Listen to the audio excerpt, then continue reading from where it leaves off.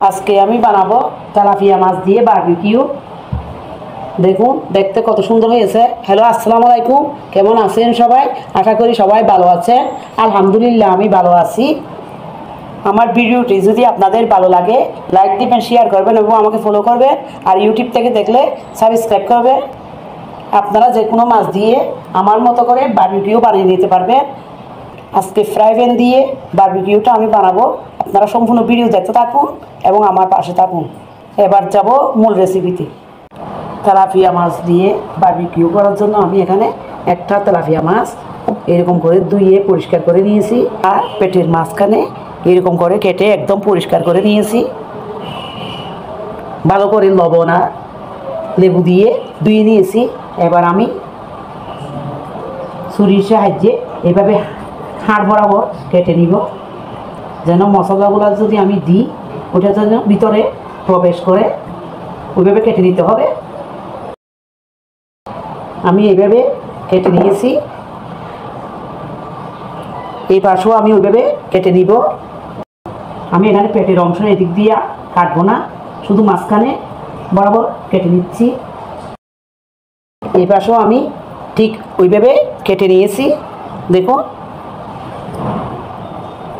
আমি এবার একটা বুলের মধ্যে 3 টেবিল চামচ টক দই, 1 টেবিল চামচ পেঁয়াজ বাটা, আদা 1 চা চামচ, রসুন বাটা 1 চা চামচ দিয়ে দিচ্ছি, 1 চা চামচ জিরা, 1 চা চামচ ধনের গুঁড়া, 1 চা চামচ গরম মশলার গুঁড়া, 1 টেবিল চামচ লাল মরিচের গুঁড়া, 1 চা চামচ হলুদের গুঁড়া, 1 টেবিল চামচ বারবিকিউ মশলা। আপনারা বারবিকিউ মশলা না থাকলে তন্দুরি চিকেন মশলাও দিতে পারবেন।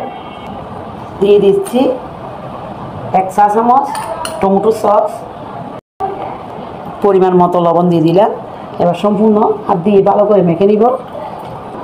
সম্পূর্ণ মেখে নিয়েছি। একটা বুলের মধ্যে মাছটা আমি নিয়ে নিয়েছি। দিয়ে দিচ্ছি লেবুর রস। লেবুর রস দিলে মাছের গন্ধ চলে যায়। এই পাশে উল্টিয়ে লেবু লাগিয়ে নিব। এবার ফ্যাটের ভিতরেও একটু লেবুর রস দিয়ে দিব। মোট আমি 1 টেবিল চামচ লেবুর রস দিয়ে দিলাম। এবার লবণ দিয়ে ভালো করে মেখে নিব।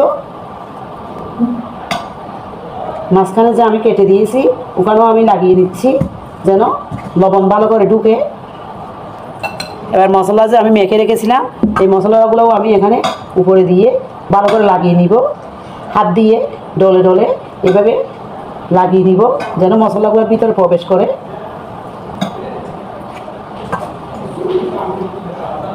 এই পাশেও আমি লাগিয়ে নিচ্ছি। এবার মাঝখানে যে ফ্যাট কেটে নিয়েছিলাম ওখানেও ভিতরে মশলাগুলো আমি ঢুকিয়ে দিচ্ছি।